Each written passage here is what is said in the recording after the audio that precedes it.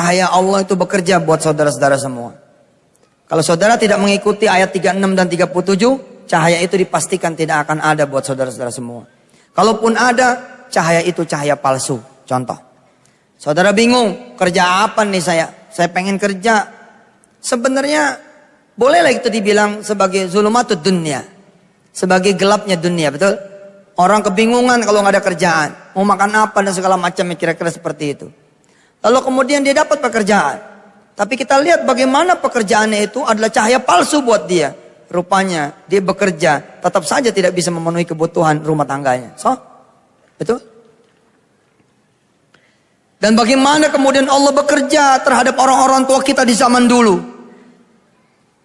Uang dagangannya cuma 10 butir kelapa. Dan naik sepeda. Berbelas-belas kilometer pergi dan pulang. Dari mulai sebelum subuh. Sebelum malam melaksanakan salat subuh. Dia tahajud dulu. Baru kemudian jalan.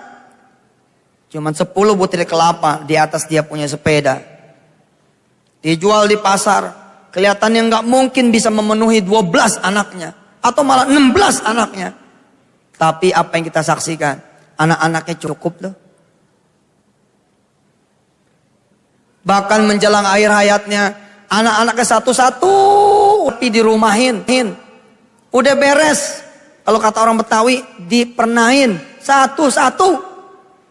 Lalu kita lihat bagaimana hidup sekarang kita pasangan muda di zaman sekarang ini. Ya gaji gede.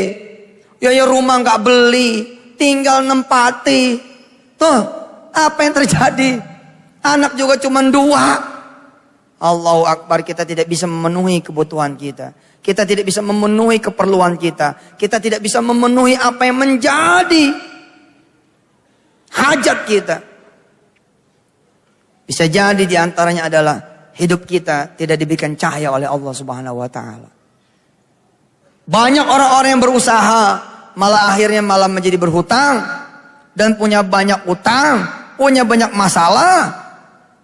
Bisa jadi Allah tidak memberikan cahaya di pekerjaannya. Banyak orang-orang yang berkarir luar biasa. Dia nomor satukan itu kantornya, dia nomor satukan itu pimpinannya, tapi apa yang terjadi? Karirnya pun tidak bercahaya. Ya belasan tahun, puluhan tahun ya gitu aja gitu. Ustaz, itu kan persoalan dunia. Ya terserah. Tapi wujud akhirat, jelmaannya juga ada di dunia. Apa Allah katakan misalkan di surah An-Nur di ayat 36-nya?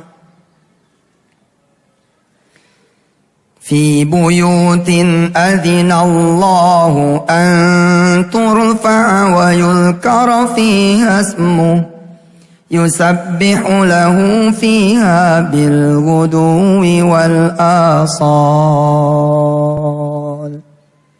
Allah izinkan kita menyebut namanya, mengagungkan namanya. Allah izinkan kita bertasbih kepadanya. Look, lihat pagi tadi saudara-saudara, ada tasbihnya tidak? Pagi tadi.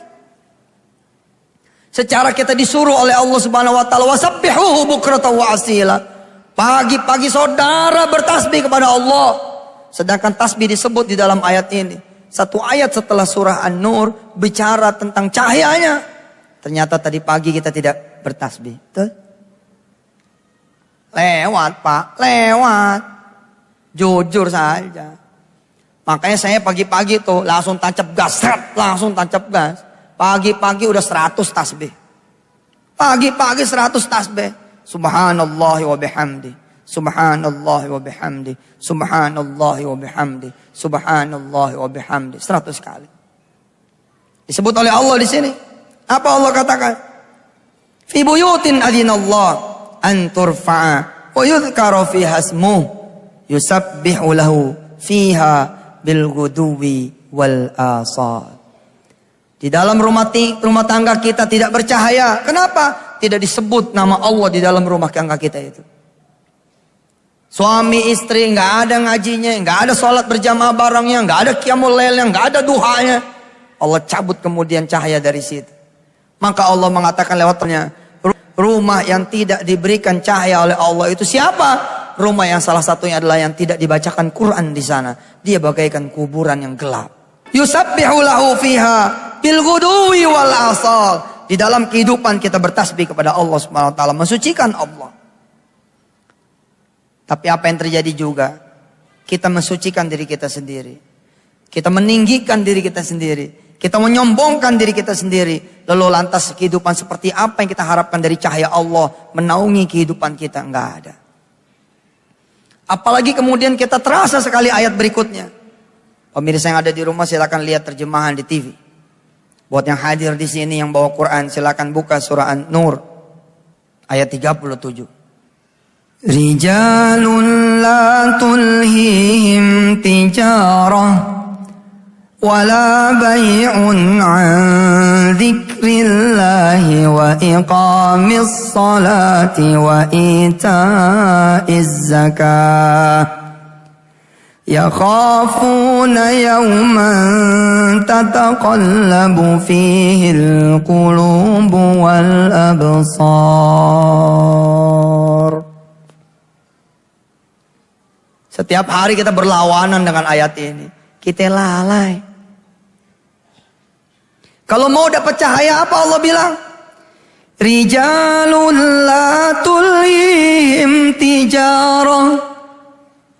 Kita tidak dilalaikan sama perdagangan kita. Wala bay'un an dzikrillah. Dan tidak pula dari mengingat Allah. Kita lalai dengan perdagangan kita, perniagaan kita, jual beli kita, aktiviti kita, kampus kita, pekerjaan saudara, kuliah saudara, bayi saudara, suami saudara, istri saudara, anak saudara, orang tua saudara, melalaikan kita semua. Ini yang terjadi. Rijalun la tulhihim tijaratun wala bay'un an dzikrillah wa iqamis salah wa ita'iz zakah. Terasa. Baru menit-menit pertama nih kita ngomong tentang cahaya, udah kelihatan bener ya. Kenapa hidup kita tanpa cahaya? Nggak ada cahaya. Saya mentweet tadi atasin Allah SWT di @Yusuf_Mansur. Orang yang berjodoh nggak ketemu jodohnya. Apakah tidak ada orang yang perlu dengan jodoh? Apakah cuma dia sendiri? Sehingga tidak ada orang yang bisa saling mengenal dan saling melamar. Semua sudah digelapkan oleh Allah Subhanahu wa taala. Kita bagaikan di satu kamar besar yang namanya alam ini, yang namanya dunia ini, tapi tidak ada yang dikasih lihat satu sama lainnya. Terasa tidak?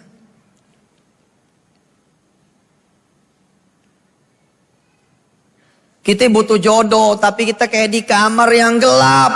Padahal di kamar yang gelap itu ada orang lain juga yang butuh jodoh. Nyari jodoh. Harusnya saling melihat. Saling ketemu. Tapi Allah membuat kita semua tidak bisa melihat dan tidak bisa menemukan. Apakah tidak ada jodoh di situ? Ada. Ada. Setiap persoalan ada jawabannya. Tapi kenapa orang-orang yang berhutang seperti tidak ketemu jalannya? Khawatir saudara, jangan-jangan Allah lagi mencabut cahayanya untuk diri saudara. Begitu mudahnya Allah kan kalau sudah mau membayar hutang seseorang. Betul? Mudah sekali. Langsung hilang semua. Tapi nggak ada yang sanggup memberi cahaya kepada siapa orang yang sudah digelapkan oleh Allah Subhanahu wa taala. Dan kita sekarang tahu lewat 2 ayat baru ini, saya udah tahu. Kita lalai dari sholat kita.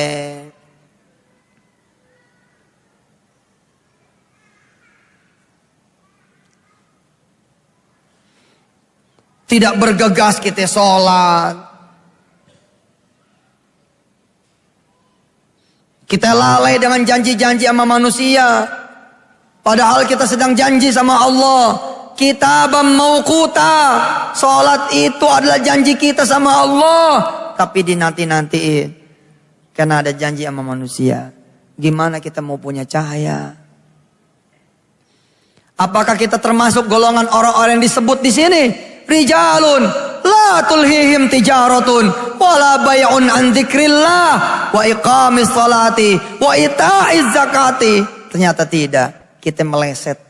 Kita tidak termasuk laki-laki yang mengalahkan perniagaan untuk Allah, mengalahkan kepentingan sedekah daripada kebutuhan kita, mengalahkan kemudian yang lain karena untuk sholat 5 waktu berjamaah. Enggak, kita kalah.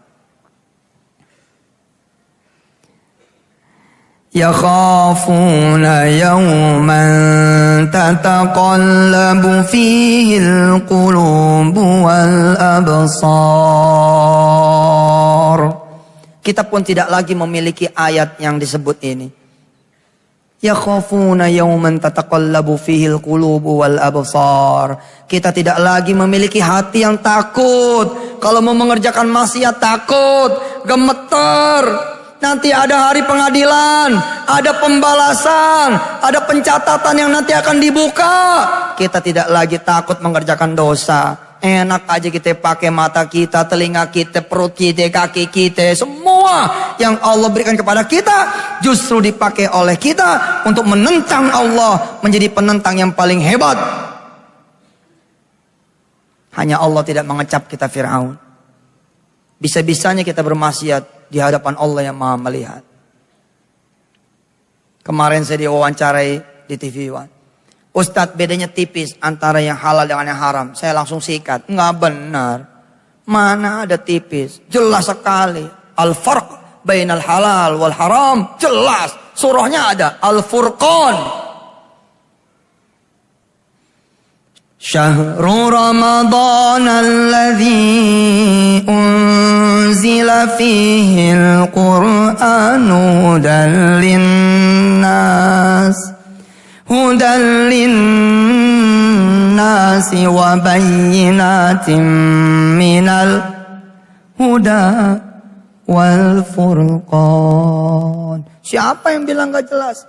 Yang bikin gak jelas hatimu, hati saya, hati kalian, hati kita semua, yang sudah membuat kita tidak lagi bisa membedakan yang mana yang maksiat, yang mana yang halal, yang mana yang haram, yang mana yang ibadah, yang mana yang sesat, yang mana yang petunjuk, yang mana yang punya kita, yang mana yang punya orang, yang mana yang boleh dimakan, yang mana tidak boleh dimakan. Gak kenal lagi. Kenapa? Ya khafuna yauman tataqallabu fihil qulubu wal absar. Udah dicabut oleh Allah Subhanahu wa taala.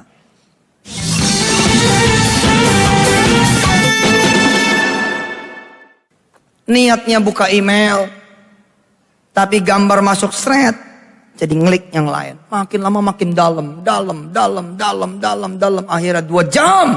Bukan buka internet untuk urusan baik, tapi buka internet untuk urusan yang haram. Tidak ada lagi yauman tataqallabu fihil qulubu wal absar. Bagaimana saudara mau dikasih cahaya?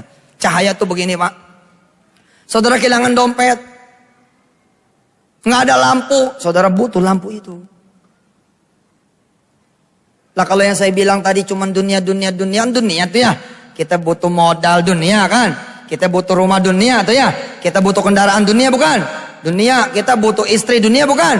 Suami butuh istri, istri butuh suami, masih dunia. Bagaimana kalau yang Allah cabut adalah iman saudara? Mau nyari di mana? Mau nyari liyajziyahumullahu ahsana ma amilu wa yazidahum min fadlih. Wallahu yarzuqu man yasha'u bighairi hisab. Allah akan membalas dengan apa yang lebih baik daripada yang kalian kerjakan. Kalau kita mengerjakan amal baik, Allah membalas yang lebih baik. Saya ngasih umrah, Allah berangkatkan 13 orang. Saya cuma ngeberangkatin sampai Mekah dan Madinah saja. Tapi Allah memberangkatkan saya sampai Bahrain. Allah berangkatkan saya sampai Mesir. Allah berangkatkan saya sampai Abu Dhabi. Kalau belum mau pulang, dipersilahkan terus ada di sana. Allahu Akbar. Liyajziyahumullahu ahsana ma amilu. Tapi kalau kalian merugikan orang lain, kalian berbuat maksiat, yakin Allah pasti akan membalas lebih hebat daripada itu. Masih berani kita sama Allah. Silakan obral kemaluan saudara. Kasih kepada perempuan-perempuan lain yang bukan hak saudara. Silakan obral kemaluan para akhwat. Berikan kepada orang-orang yang bukan haknya dia sebagai seorang suami. Liyajziyahumullahu ahsana ma'amilu. Aku akan berikan balasan lebih dahsyat, lebih baik, lebih hebat daripada apa yang kamu lakukan. Dan silakan pula saudara nyopotin cincin saudara, gelang saudara, emas saudara, duit saudara, motor saudara, mobil saudara untuk Allah. Ya jaziyahumullahu ahsana ma'amilu wa yazidahum min fadlih. Wallahu yarzuqu may yasha'u bighairi hisab.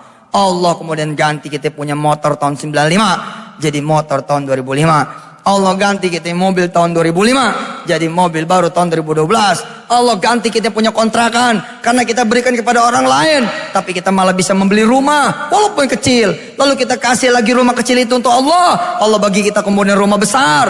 Allah kasih kita juga rumah besar dan Allah izinkan kita bersedekah dengan rumah besar kita. Lalu Allah kita berikan lagi kepada Allah rumah yang kita itu diberikan dari Allah. Allah kemudian mengganti sama kita properti.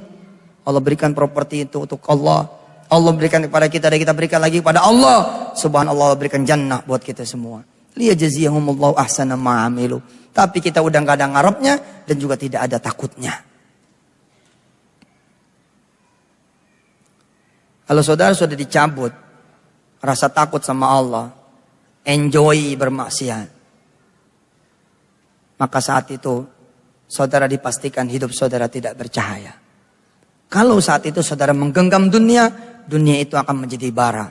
Lihat ayat berikutnya.